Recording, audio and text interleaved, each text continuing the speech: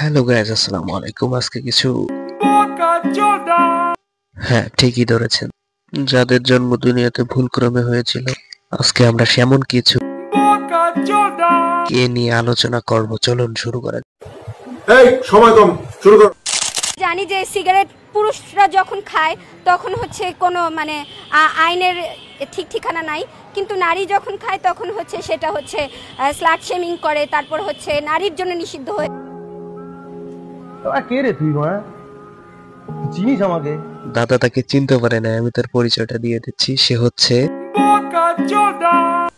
যায় সিগারেট খাওয়া না খাওয়া, যেখানে হচ্ছে খুন, ধর্ষণ, তারপর হচ্ছে ছিনতাইয়ের মতো অপরাধগুলো সংগঠিত হচ্ছে, সেই জায়গায় সিগারেট তো কিছুই না।